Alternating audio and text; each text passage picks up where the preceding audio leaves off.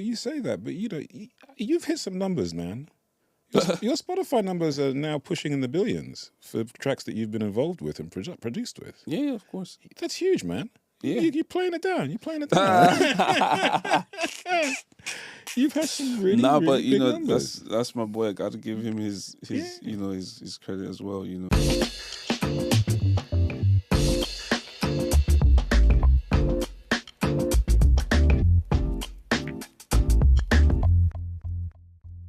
Welcome to another episode of Afro Soul Stories. This afternoon, I have a very special guest. He is an Afrobeats producer from Lagos, Nigeria, who is currently in the UK and has been producing some amazing tracks over the past few years. His biggest hit to date has been a track called Love Nwantiti, and everybody, his name is Tempoe. Welcome. Yay. How are you, man? I'm doing good, man. I'm very happy to be here. Thank you so much for coming through, man. We've been talking off camera. Yes. I was like, quick, let's start filming. We just had to. Yeah. But yeah, we already had great conversations off camera. Yeah, man. So now I haven't felt like some of them should have made it. Yeah, we should have. I know we should have been filming from earlier. I know. But it's cool. We'll get there. We'll get there. Now I've been listening to your music, very intensely for the past week or so. Right. But I realized as I was listening to it that I've been listening to your music for quite a while. Right. Yeah. So talk to me. Obviously, the big track was Love. I always say it wrong. Love Nwantiti. Right. So how did that come about? Well, the thing is, CK was like, one of the first people at the time that I just met online. I just sent him some work. Yeah. And he wasn't an artist at the time, he was a producer as well. Yeah. So it's not like I was even looking for artists to like just send my beats to and just get in the industry. Yeah. I really wasn't looking to do that. I just wanted to just send someone else my work. Yeah. And I did, and he thought it was, he thought they were cool. From that point, we just started working. Just put it together. Just making music. So I produced his first, I guess, single as an artist. Mm-hmm. I wouldn't listen to that song right now, though. I know what you're saying. It's cool, but... Yeah. But there's an evolution. Yeah. Yeah. So, yeah, I guess from that point, we just would always send ideas back and forth and all of that. So, that song was one of those ideas that he had made, sent to me. I thought there was something there in the demo. Yeah. I was like, yeah, of course I'm working this. I did my thing, sent back to him. To be honest, it was just the same thing as a bunch of the other songs that would always work. And some would make in person. Just sending stuff back and forth. Yeah, that's just having fun doing it. Yeah. Laying my ideas, helping the best way I can for whatever record it is. So, and, that's how that happened. Put out CK the First, on which I think I had about 8 songs or something. I don't know. And I made about 4 songs on that EP. We put that out, or he put that out. And, yes, some of the songs did their thing. People loved them. But Love Nwantiti didn't take off till like... Yeah, it was a slow burn, wasn't it? Right. Yeah. But that's really cool because I guess that, it was out in the world and then all of a sudden it just started to gain traction. Yeah, man, I guess. Yeah, it's cool. Now, going back to what we were talking about off camera. So let's how did you get into music? Yeah. Let's go back to that. I like to say it all happened it just happened the way it was supposed to happen. I never really consciously went after it. I feel like just looking back, I realized how it was like I was just being carried by a wave at every step of the way. So from just my family, my pops, he listened to so many classics. And he's an Igbo man. My mom is a Yoruba woman, which means I have a Yoruba family. So I was very close to Fuji music as well, as much as I was close to high life music. Yeah. On top of that, the Catholic hymns. Of course, yeah. I was born into a Catholic family. Just the Christian music, the Igbo Christian music, the Yoruba Christian music sometimes, the soul, everything, whatever you could think of. It was playing around. Yeah, as local or as international, we had it in the house. From like village 50s, 40s, I don't, just whatever high life person, however deep, we had it. Cool. However international, Michael Jackson, Stevie Beyonce, Wonder, and Dion, we had it, you know. So I felt like I just kind of knew everything and I had everything in me, right? Yeah. But that was just from the standpoint of just consuming and just, you know, digesting those things, just, I guess, subconsciously. Yeah. And then from that point, at a very young age, I joined the band. And I was playing the drums there. And then I dabbled in the keys a little bit. Mm-hmm. But like I told you off camera, I felt like I wasn't allowed to really grow because I was very interested in touching everything and kind of finding my way around. But, you know, band politics, man. Yeah. We were talking. Yeah, you were saying that, you know, especially your church music and coming up, and you're the young one. That was another thing, being the young ones. Like, you're not bringing any new ideas here. But what I loved, what we were talking about, was I think from a young age, you already had the urge to try and add your own thing. Something. Yeah, and I didn't know what that was. I didn't know that know that even meant anything. And to be honest, until you put it that way, you were a producer. I had never even seen it. I had never even thought about it in that way, right? So what would happen is I'd go with my friends to other churches, right, and see how they play. Like I knew what kind of music, you know, the music, you know, in the Catholic Church, in the Anglican Church, in the Methodist, it's all very different. Very different. Even the Select Church back home is just very different. So I'd go to these churches and see how they rave and how they, you know, get down, you know. And on our own side, I felt like, oh man, we're not doing it right. Yeah, I mean, it's like we could add something. Yeah, we could add something to this. You know, this is amazing. You know, it's very high life. Sometimes they go a bit Western, but it's like they never really go full Western. Yeah. And I always wanted to be the one to, you know, we can try to do some more Western stuff. And, and they weren't feeling that. You know, sometimes I would try to go crazy on the drums, like do some crazy rolls that they wouldn't do in high life. We don't do that here. Yeah, we don't do that here, Mike. The bandmaster would just look at me like, bro, if you want to sit here again and play, you better cut that thing out. So it was that kind of vibe. So over time, I was like, you know what, I'm good. You know, the band politics just became too much. There was just a lot going on. And as a young dude at the time, as a teenager, that was just too much for me. Yeah. You know, and to be honest, going to the church at the time, music was the only thing that would make me very excited to go there. Yeah. Right. But yeah, I left all of that. One day I just went out to get games and just to play on a laptop. Yeah. And I found one of them, you know, workstations and stuff like that. Yeah. Started making beats. And I didn't even know what it was, but I was like, they wrote, there was something on it that like, I was like, oh, you can make music with this. Like music, I don't know, they just wrote something on it that made me feel like... Was it FL? Yeah, it was FL. I think it was FL 8 or 9, I don't know. It was 9 or something very old. So I just took that home. I was like, I can make music with this. Do you know, it's funny with FL, Afrobeats has been built in FL. It really has. There's something about the clock in the software because it's really jiggy. There's something about it. And, you know, when I was living in Ghana, everybody produces their beats in FL. And there's something about the way it just moves. Yeah. You'd be surprised. The DAW wars is crazy. Oh, do you know what? I don't think it matters anymore. No, it doesn't. I think it's stupid. I think it's very foolish. You have a blank page. It's what you do. What you want to do. You feel me? I don't really. It doesn't. That does not bother me. I don't think that's a serious conversation. Yeah. So, but yeah, I took that home and just figured it out. Cool. And at some point, my work started sounding really cool. At some point, I became advanced and I started to, you know, figure out ways to, you know, help change the sound, change the culture, and today we're here now. Yeah. Now, one of the things that I get from your sound, space.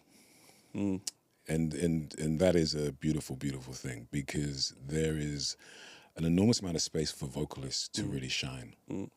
And there's a movement and what I would call a breath. You know? Do you know what I'm on about? Right, yeah. There's this pulse and there's something in there, which I think is really, really infectious. Yeah. It's deliberate, so I know what you mean. Yeah. So how do you think that your production style differed from the Lagos production style when you came out? And how did it make it stand out? I would say the space. Yeah. No, I think the thing I realized about me and my work is that I am very me. Yeah. So I wouldn't listen to what's happening outside. Mm-hmm. I wouldn't look to that to direct what I'm making. Yeah. Right? Or how I make it. Yeah. When ideas come to me, I take them very seriously and figure out the best way to advance them. Yeah. Obviously, as a young person in the game, like many years ago, figuring these things out. At some point we just realized, or I just realized, for some reason, the choices that I'm making in the music seems to resonate with a lot of people. Mm-hmm. They seem to love the moves that I'm making. So keep on making those so moves. you Yeah. keep on advancing that, keep figuring out ways to elevate that experience, and even say in a record like Soweto, for instance, I hadn't heard anyone doing a whistle thing at the time, just really anywhere, or just even many years before that. I don't think I never heard that. Never heard a whistle solo that long on a song, but that's what I was moved to do, and I did that, and it becomes a hook. It just became something, Yeah. and so moments like that show you or help to teach you that you can actually, just Be yourself. Yeah, be yourself, develop what's in you or what's coming from you, and tap more into that thing, and always try your best to be in connection with wherever that's coming from. Yeah. Very cool, man. No, one of the things that I really noticed, especially listening to the discography in quite an intense period, was you've got a really international sound and a very, I would say, global sound rather than even Pan-African, you know. And I've noticed that you've done some collaborations with a Spanish artist called Rose B. Rose B, yeah, that's some really cool stuff, Big man. Flacco, he's amazing. Yeah. And that really takes you into a global atmosphere, you know. And then the British Algerian singer Mara May. Oh, Mira May. Yeah, Mira May. She's amazing. Yeah, I really love that track, man. Yeah, that's a beautiful track. Yeah. And that's, I think that's the way forward, because it's that fusion of that Afrobeat sound with the global thing. Yeah. And, one of the reasons I think that I'm not a huge fan of Spotify for certain reasons, but I am a fan of it because it's opened up the world to music from everywhere. And for so long it was always Western pop music, and now it's global music. Whether it be K-pop or reggaeton or So that's something that I think is really cool. How did you get to collaborate with those guys? Was it natural? Yeah, very natural. The thing with me is everybody that I've worked with at any point, it was very natural. Like I never do this aggressive. I need to work with this person, or I need to do it, and this person needs to set this thing up. I've never really had that. So pretty much my whole catalog was just, just really about just natural connection. Yeah, just hanging out. Just I think a good number of them, meeting them at a point where I just knew they had something in them, and I was like, I need to connect with this person. It's like CK, Victor Nee, Omah. It just happens. Either we met or there was someone there that just felt the need to, make that happen. Yeah, man, that's the best way. And that's, to me, I think that's the best way. That's the best way for it to happen. With Rose B, he had messaged me himself, actually. Cool. Yeah, because I think, he really loved what I'd done with Omah and Victor Nee at the time.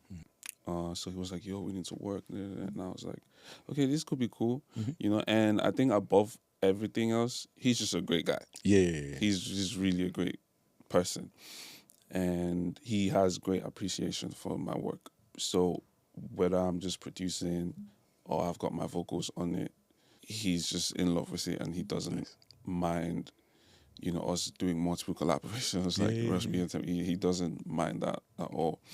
He would even encourage me to send him things with my voice on it. That's cool. Yeah. You feel me? So I was like, okay, this dude he's really just here for the vibes. Yeah, for the vibes. Like, let's really just make music in the best way possible. And that's the best way. So first track we did, second one Pretty Girl, and we just have a lot more things coming, And I also think that music should be universal in that way. Yes. I think that's the way that the culture can grow. Yeah. And the movement can be, pushed globally in a very easy way. So I guess we're all playing our parts in, And music is for everybody, and it's Yeah. the best. It's the communicator. Yeah. You know, it is the global communicator. Yeah. Something you just touched on now. So you see yourself as more of a producer than an artist, but you are also an artist. Yeah, I am. It's just, I think sometimes it's tough for me to find a blanket word for everything that I do. Yeah. So I guess sometimes I just, I don't know. You're a music maker. Yeah. Well, I'm also in the music business, so it's like, okay, cool. How do we, but I guess sometimes I wear the artist hat. Sometimes I wear just the food producer hat. It's even interesting for me. Yeah, it's a Because journey. at one point I never used to have my voice or use it to do things, but at some point I started doing it. I started using my voice. I started using, say the whistling thing. I started doing things, and I was like, oh, okay, this is another layer of who I am and what I can do. Yeah. And writing as well. I do a lot of writing for just people that I work with. It's very fluid. It's very, very fluid, and I encourage that with people that I work with. Yeah, I mean, if you can do it, do it. Yeah, Why not? yeah. But I always encourage, like, if you feel like you want to write a record by yourself, then let's do that. I will just be your producer. If you need my help, let me know. Yeah. It should always be organic. Yeah. It's very organic, very fluid. But I like to insert myself on a record in the best way, and if it ends up as you releasing it, then it is what it is. We'll figure out the business. Yeah. So let's talk about. I know you're based in London now, but obviously you grew up in Lagos. Yes, 1000%. Yeah. So let's talk about Lagos flavor, Lagos vibes growing up, man. Yeah. So what was that like? It was amazing, man. Such Even a till city. now, bro. I just got back last week. Just got back to London last week. I was in Lagos for just a week, and You got some heat. You got some heat.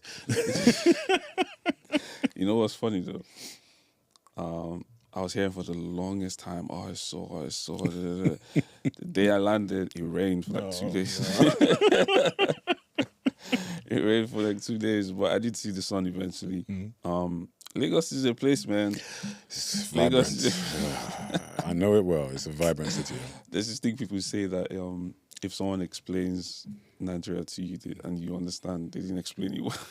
I love that. I haven't heard that. I think Lagos is just like...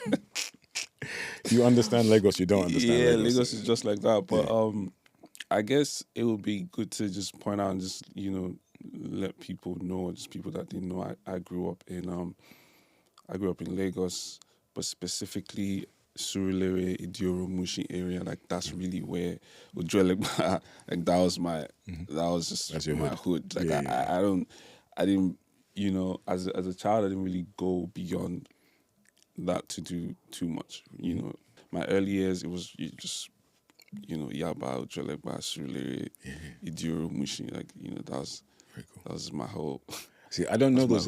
Because I've been to Lagos as an adult recently, and we were talking. I spent some time there as a child, but Lagos is such a big, crazy, vibrant city. I mean, there's so much to it. Yeah, it's there's the mainland, there's the island. Yeah, so at some point, yeah. So at some point, I obviously things started going extremely well. So I moved to the island. Initially, I lived in Lekki. Okay. Then I moved to Ikoyi. Yeah. So I stayed in Ikoyi for about 4 years. Yeah. So from Ikoyi, I then moved here to London now. So, but it's like a back and forth kind of thing between London and Lagos. But cool. I think here's the base. Yeah. I'm enjoying it. Yeah. So now you're in London, and you're using London as your and I said before as your international base. Exactly. That kind of thing. Because this is really easy to just go around and Very cool. How's life been in London? How's the acclimatization, shall we say? The thing is, I feel like before I officially moved, I was coming here a lot. Anyway, I would come here and be here for like 3 months, 6 months, like long. Like I wouldn't even plan it; it would just happen that way. So I think at some point I just talked to myself and I was like, "Bro, what are you doing, bro? Just go figure this thing out and see what you could do and connect the world from that point and from that place and see what that could look like in a few years." So it's just vibes and just also being prayerful and going with God and Yeah. seeing where the light takes you. Well, you know, the wonderful thing is the world isn't that. I mean, you know, I know from Accra to London is 7 hours. I'm assuming from Lagos it's roughly the same. Oh, Lagos London is about 6 hours. That's 6 hours. Yeah, It's it's not bad. It's No, nothing, is it's it? not, You yeah. know what I mean? And it's like, you know, you can. When I was living in Accra, I used to go to Amsterdam for the weekend all the time. Right. All the time. How many hours? It's like 5 or 6. Oh, It's, right. it's not far. Yeah, It's not far yeah, at all, you know. And It's not. I'd leave on Thursday night, arrive Friday morning, Friday night, Saturday night, Yeah. Sunday afternoon, get on the plane back at work on Monday. So, will you spend how many days there? Like 2.5. Nah, I can't do that. Yeah, no, it's fine. It's too short for me. I need to Settle. I need to. But the other thing is that, you know, with GMT, we're only 1 hour from, you know, it's only 1 hour away or two. Or I mean, Ghana's the same. I think Lagos is 1 hour maybe. Right. So it's not like jet lag. Just being in the air stresses me out. Yeah. You don't like to fly. I don't know. I like to be in places. I just don't care for how we get there. Now, you just told me that you came back from Los Angeles recently. Yeah, that's like 11, 12 hours. Yeah, that's a long flight. Yeah, that one was long. How was LA? LA was amazing, man. Yeah. It was great. I mean, we didn't get the Grammy, but Yeah, let's talk about this. So you've been Grammy nominated. yeah, that was cool. Yes. But yeah, they sent me the invite, and And which track was this for again? With You by David and Omah Lay. Okay. Yeah. Yeah. So they had sent that, and because I'm also a member of the Recording Academy, I'm able to get my tickets and stuff like that. So I was able to facilitate all of that, no issues. But LA was amazing, man. It was super. It was sunny. Yeah. I had planned to stay there for just about a week. I ended up staying there for Like almost a month. Yeah. Yeah. LA is one of those funny places. The last time I was there for 3 days, and I was like, oh God, LA is nice. There's certain areas where you're in, it's like, oh, it's so nice. Bro, Yeah. I was at the Hollywood Hills and also stayed in Beverly Hills, and I was, bro. Yeah, it's nice. I was thinking, I was like, I can live here. I was like, London's a bit cold. I don't know. Well. Yeah, I've got a friend of mine who's been in LA for like 10, 15 years, and he's a Londoner, grew up in London. And like most Londoners, he's not a driver, but he moved to LA and he's now got a Lexus and he's driving around. Yeah, bro, it's like, he's loving it. Yeah, it's crazy how things are. I think over there things are a bit freer than in London. I think London's very strict. Dude. I mean, it's one of those debates. Yeah. It is what it is. But LA was amazing, man. It was really great. We made some good music over there. We finished some songs on Clarity of Mind over there. Very cool. It's a great feeling. It's almost like a high, just even being a part of the game. Yeah. Thankful for the entire just the whole thing. Yeah, it's an experience. Yeah, it's beautiful. Just even realizing, how the song came about, everything, from it being a sketch to just the whole way. Yeah, I was. This idea has taken you this You far. feel me? Like that kind of thing. It was very surreal. Yeah. Just being a part of that. So now this instantly segues into the new project, Clarity of Mind, Right, with Omah Lay. Yes. Yeah, man. I've been listening to it. All right, what do you think? I like it. There's 12 songs on there. It's 12 songs. Now, you said you produced 8 of them. Yeah, 8 of them. So the thing with the album is I don't really, split them into the ones that I made and the ones that I didn't. Because, curated the whole thing. Because of how close I was to the whole thing, I just feel like, there's a tiny piece of me, even in the ones that, I had nothing to do. Maybe except Holy Ghost, because, that was, I didn't have anything to do with that as a single. Do you understand? Because that was a crazy single. But just the rest of the album and, with mixing choices and, I definitely helped with some of them. So Coping Mechanism is one of my favorite songs on the album. I didn't make that. But I like the first 2 with the strings. Yeah. I really like those. Yeah. I got a vibe. But yeah, what's your thoughts on the album, generally? I thought it was really good, man. Yeah, really, really good. Again, I really like the space in it. There's a lot of really great spiritual references as well. Right, exactly. There's a really nice energy about the whole Heavenly. thing. Yeah. So you've worked with Omah Lay quite a lot, haven't you? Well, you could say that. Yeah. Yeah. You guys came up together, would you say?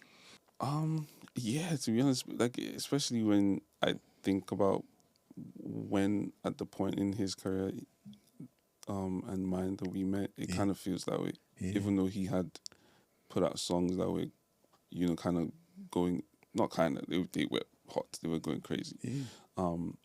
But it was like his first stint into all of this craziness, and I kind of like met him at that place, and from that point we just connected. It's been like, I don't know, 5-6 years now. I don't know. But you say that, but you've hit some numbers, man. Your Spotify numbers are now pushing in the billions for tracks that you've been involved with and produced with. Yeah, of course. That's huge, man. Yeah. You're playing it down. You're playing it down. You've had some really, really big numbers. that's my boy. I got to give him his his credit as well. And for just, it's the same way he had done things before me. That's the same way I had also done things, before him. Yeah. It's just that we met at a time where it was just really easy for us to just connect. Come together. Yeah. And I knew I could. There was something I could do with this thing I hear here. Yeah.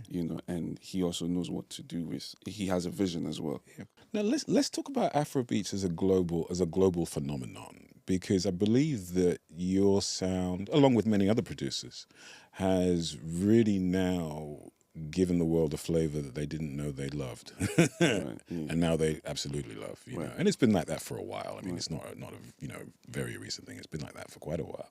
How do you feel about that? What do you feel about the? I hate to use the word responsibility. How do you feel about being someone who can fly the flag and show the world the wonderful creativity of Nigeria in particular, but Africa in general? Yeah, how's it feel? It feels empowering. Yeah, man. That's why when you said you didn't want to use the word responsibility, it doesn't feel that way to me. I'd never even thought about saying that way. It just feels very empowering. It would be a problem if I wasn't so excited and freaked out about making new things. And realizing, just being conscious of the fact that, this is really, like, you're really here and you're really the one doing this. And everything you do, or every step you make, or every choice that you make does something to the fabric. So, and there's so many of us doing that, but it's like, who's really doing the most? It's like a quilt. Yeah, exactly. It's like who's really affecting this thing the most? Who's really helping to shape the way this thing is looked at and perceived? And I think you could lose that over time if you're not tapped in and connected. And I think I am. Yeah, I think I very much am, right? And realizing that, it helps me to also always, obsess about how to present music. And doing it from this Afro space allows for there to be a lot of firsts. It's a lot of firsts. It's the first time. I think there's a lot of firsts that's yet to be done. But it takes for you to think about it to realize it, because you could just get stuck in that box of just making what someone else has made. That's really the easy thing to do. That's the easy thing. Or the one that I think is the most dangerous is just doing what you already did before. Again and again and again. And just doing that again and again, because you got a high from that and you really enjoyed the high from that, and you get so scared you can't go do something else. Because, this is the pattern I use, these are the instruments I use, so I'm just going to use that in my next 50 creations. No, you can't. Yeah, you've got to stretch yourself. So, and I always like and I always love a blank canvas every time. I always love and appreciate a blank canvas. So that's even if that means I might not get to create in a voluminous way, I'm fine with that. I create when it comes to me. And I think over time I've grown to be in a place where I understand now that whenever I do drop or whenever I do make something, it does something for the culture. And that's a great place to be. It's a very cool place to be. So it's a great place to be, and to understand that and to take your time to take your time to put things out and take your time to create those things and to understand what you're doing. And like on this album, we did things like that, or I did things like that to make sure that this album is not just an album that's enjoyed in the club or an album that's a danceable album. Oh, that's a listenable album. It's we, one you chill to. We need to push. We need to push things. You know, these things might make people feel uncomfortable at first, second, third listen, but just let them sit with it. I think the opposite. I think it makes you feel very comfortable. You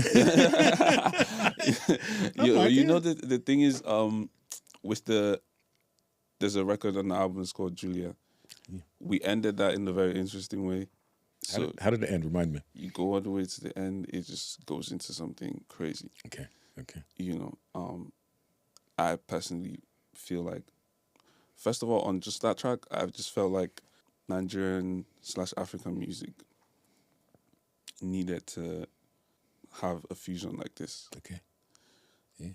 The Afro influence, the rock. That was okay. I remember it. Yeah, yeah. I noticed it. Immediately. Yeah. The country. Yeah. Okay, let's talk about this. Right. You know. Where do you see Afrofusion? Because I call it Afrofusion now. Right. Where do you see that, and what do you like to listen to, and what do you think could be pushing? Yeah. I see where I'm taking it to. Yeah. You're driving. Yeah, and I mean, I can't do it alone. So, you know, kudos and big ups to the people that I'm inspiring and the other people that are inspiring other people. Mm-hmm. But I'm just very tapped into what I'm doing to push that, to make it happen. So I love the idea of being the first to uncover something. Yeah. And for the rest to maybe then follow if they feel like it. Yeah. So doing what we did on this album with rock and with country and with Afro. It felt natural for you. It felt very natural. Yeah. But some people will need some time to so give them time. Really digest that. So but I know that over time the culture is going to be grateful that we pushed it in that way and we did that thing, you know, when I think the landscape just didn't have anything. I think it's like natural. That. I do. Because country music is ours anyway. Yeah. So, so this is something I want to talk about. So what are you listening to outside of Afrobeats? In what, everything, yeah? I listen to everything. Yeah. Man. Like I think I barely listen to Afrobeats really. Yeah. Yeah. I play everything. Yeah. Like I play everything. Yeah, music is music. To me, music is, I play everything. Like my playlist is just all over the place. Yeah, that's beautiful. Though. Yeah. So with country influences, it's funny because when I was living in Ghana, I didn't realize how much people love country music in West Africa. And my friend was saying to me, "Oh, they love the stories." And it was the lyrical content and the easy listening and stuff like that. Yeah. I think with what we've done on this album, because it's not something that's been done before with Afrobeats, especially not on our level or just in my own lifetime that I know about. So I think it's definitely going to do something, and I definitely want to uncover that a lot more. Yeah. And you know, I'd be happy to inspire anyone that's inspired to do something like that as well. See where it goes. Yeah, because I know it's going to influence people to do things and to end songs in that way. You know, because you know, I really, with this album, I really wanted to break free, and I wanted us to break free from, oh no, this is how an Afrobeat song should be. Yeah. Oh no, it should always be like this. Like, you said, like, no, why can't we present it in a different way? Like, who says it has to be like that? Like, who says it always has to? Who says it has to be just this long? Why can't we stretch it out and do whatever we want to do on the song? Like, why are we so? Who made these rules? You know. Yeah. So, yeah, I think it's a very rebellious album. Cool. You know, especially production wise. Yeah. But you know, that's really what we wanted it to be. No, that's cool, man. That's so cool. You know, I think that from everything that I've heard, I mean, you know, there is a coherence to the sound, but there's also, a lot of new elements that come in. You know, I'm a guitarist, and I notice you have quite a lot of guitar work in there, so I always listen to that, and that always gets me. Yeah. So let's talk about the future. What is next for you? I'm always plotting things, man. Yeah. I'm always plotting things, and it's fun for me to see them come to life when they do. I've got my company as well. Cool. So moving into the bigger picture of music. Yeah, definitely. You know, Yeah. I think last year I did so many sit downs with like so many record execs, and No, I but understand. other than that, music wise, this album is out. The next things, especially for me, can only top what I already put out. Yeah. You know, so even for myself, it's exciting to think, oh, what's coming next? You know, what are the new ways that I'm gonna think to present this thing? Yeah. You know, so How are you going to surprise yourself? I think I'm going to. Yeah. Yeah, I think I'm going to. But then again, it's like I've always broken new grounds, though, so It's cool, man. It's cool. It's very cool. I also consider myself a finisher. I always like to sit with a record and really help to direct or drive it into somewhere. Yeah. So if I feel like, this is a song that could really help the artist do crowd control, but I haven't put in the thing that would help the artist do that crowd control, I'd like to take that thing back, sit with it, and Figure it out. figure that out. Yeah. You know, but I also have to let him know, or let whoever it is know what I've done in that song. Yeah. To say, also I've done this. You need to. At this point. Yeah, at this point, you need to tell them to do this. So when you do that multiple times, say you do that 2 times, 3 times, they're gonna know what it is whenever you're. See, you're thinking big picture, man. I love that. I love that because, you're thinking about the hands up moment, the come with me moment. Exactly. Yeah. Yeah, that's big picture thinking, man. You know, so with So, the Omah Lay record, it had come to me because I was feeling this very cathedral church, heavenly ethereal vibe from the song. Like that's really what was given, just effortlessly, just naturally, not like we tried to make it that. It just happened to be that. And I was like, okay, cool, how do I really drive this? And the thing that did that was the 1-2 clap on the song. He listened to So and it's the 1-2 clap and stuff like that. And back home, that means a lot for people back home. The Christians back home, Nigerians are very religious people. And when you grow up doing morning devotions and evening devotions and all of these things, the 1-2 clap is something that you know. But the 1-2 clap, I don't think it was ever an Afrobeats thing. It wasn't a secular music in Nigeria thing, you know. So putting that in there, it really did something, and it really took the song. It made the song almost feel like a gospel song. Yeah. For Nigerians. Yeah. You know. So, but now it's become global, and you have people in Paris, you have people in the US, people in London, you have people in Amsterdam doing that 1-2 clap, and you know, and doing that. So, and I remember before it dropped, you know, Omah and I would have the conversation. I'd tell him like, yo, you need to make them make this do the 1-2 clap, and then, and it was funny at the time, but now when you I was telling them, I was like, no, I'm serious. Like you need to, you need to do this. And eventually the song just went crazy. Yeah. And when he performs it live, everybody does it. Now everyone just does it. It feels like a worship song. We kind of did the same thing with one of the songs in this album as well. Canada Breeze. I think when Canada Breeze gets in with people, the third one, there's a section there in the middle where it's like the song just goes into another dimension. It's just like a whole section on its own. And at that point, during the shows, because this album's just been a week. Yeah, it's only just come out. It's come out. So when people take it in, they get to know it, and they get to know the song through and through. At these shows, they're gonna go crazy at that point. So it's cool that we're saying this now, because it's come back to this in 6 months. You know, exactly, because it's a very new album right now. Yeah. So I guess in a few months, in a year time, in 2 years time, when that song goes on to not only become what it's going to become, but give people that feeling that makes people react that way in that moment, I guess this would be a cool segment. Now, talking about this album, because I know this is the new project. Did you record this mainly in Lagos or mainly in London?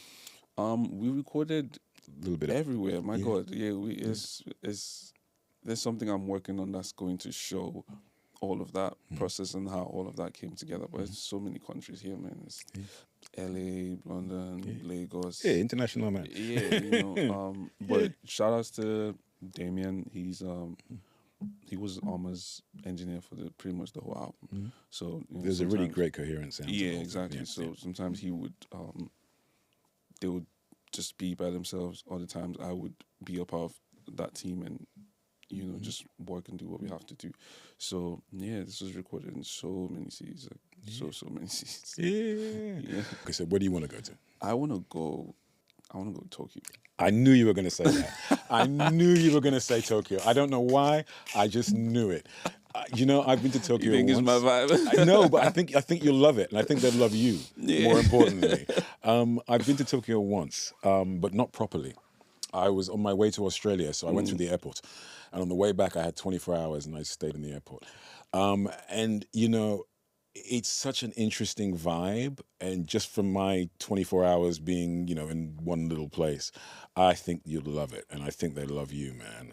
And I really do, and I think the Japanese are really receptive to what's going on in Afrobeats music. Think? Oh man, we got to get you to Tokyo, man. Yo, I want to go to Tokyo so bad.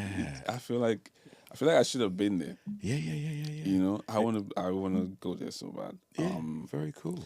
Yeah, that's top of my list. Every time I see Tokyo, every other place just because it's just so different, isn't it? Everything is. It's like I've got a huge desire to also spend some real time in Japan. Yeah. Just the Japanese culture really. Yeah, it's amazing. Something that really speaks to me. Yeah, no, that's definitely one of the places that I've always wanted to go to. Yeah. So I need to make a conscious effort to go out there at some point. Yeah. I think it's gonna be a nice 2-week thing. Yeah, it's 1,000%. I think it's gonna be a nice 2-week thing.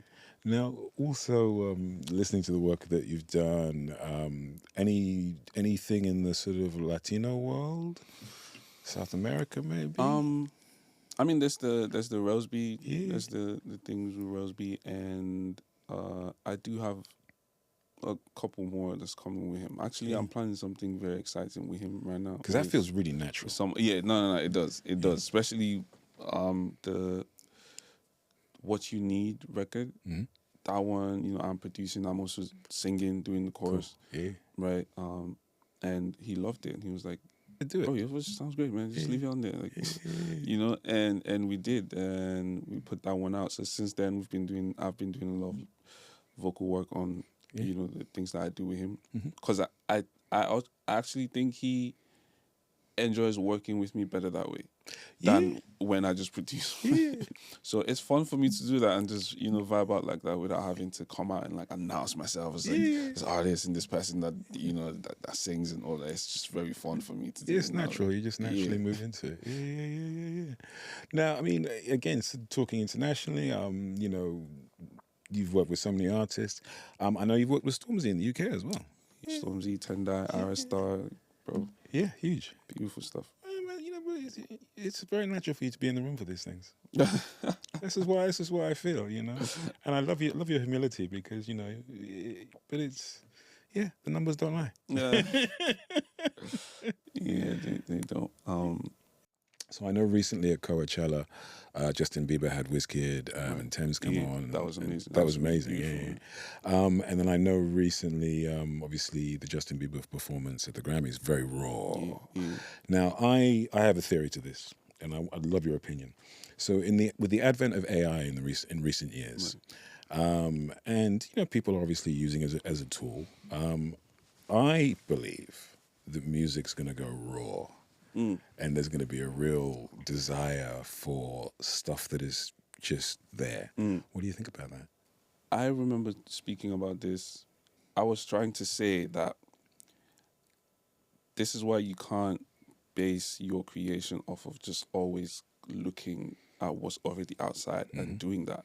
Yeah. Or just because at that point you're not acting like the AI. Yes. Yeah. Right.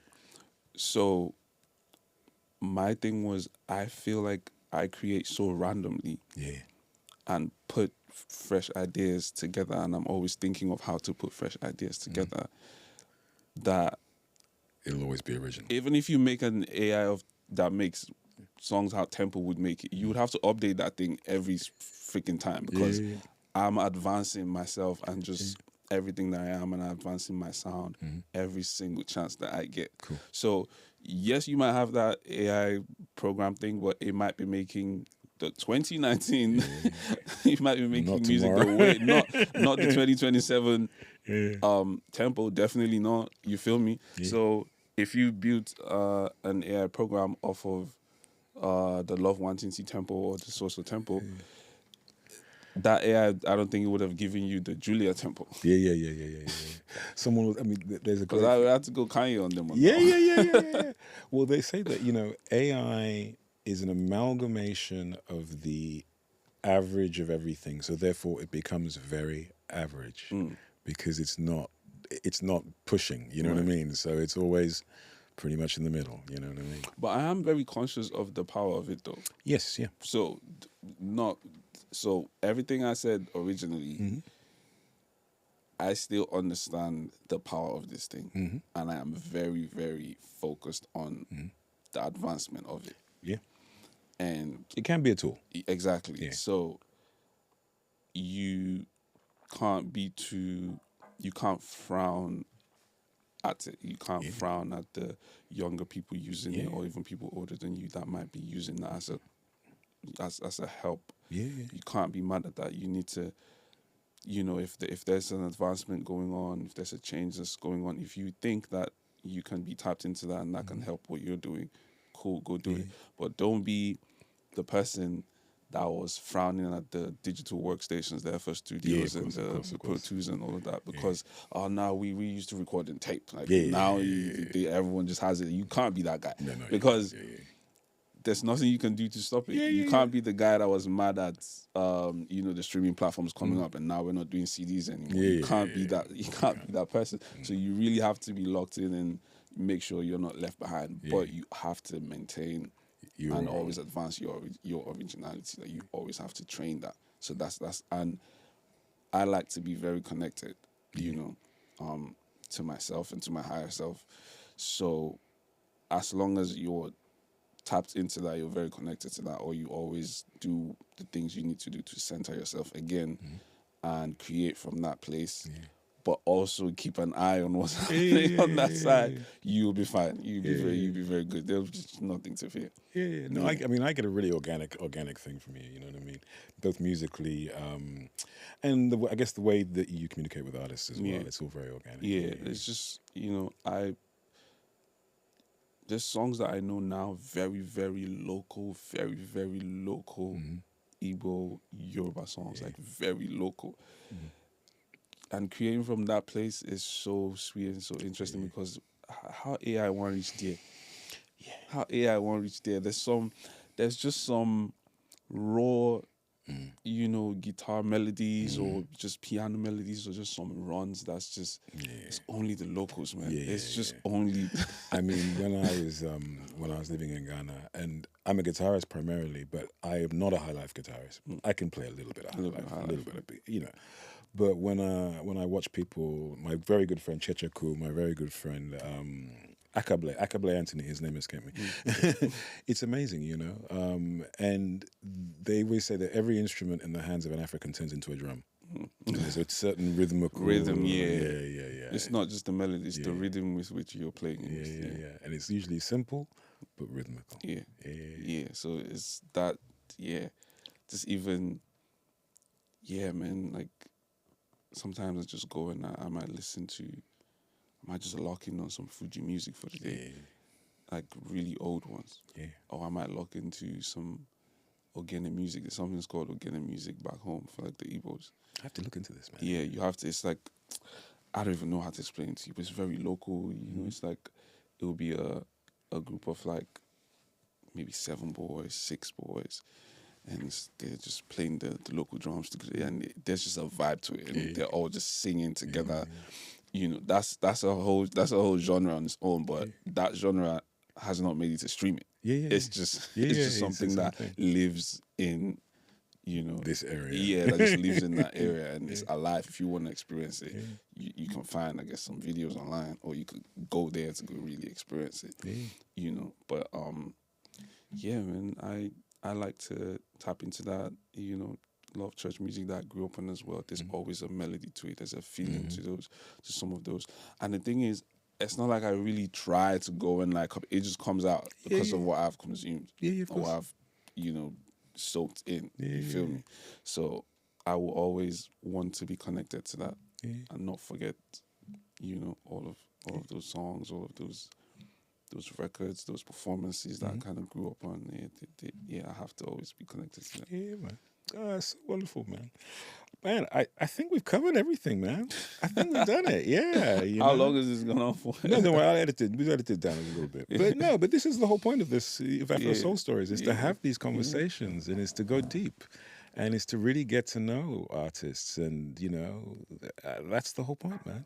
And thank you very much for coming down. And it's been a real pleasure to properly meet you, man. Of course, I feel very much at home. yeah, man. No, and hopefully, as the evolution of this will be the live show, and there's lots of other things happening. I'm very much, as long as you want me there, I'm very much available to come and just, I guess, do whatever or be part of, whatever you're doing. And we'll talk. Thank you so much, man. I really appreciate your time. Thank you, man. And it's been a pleasure, man. Thank you for having me on here. Oh, there we go. Yes. Thank you, man. Awesome, man. Awesome. Yeah, man. Nice. Thank you for having me. Yeah. Love.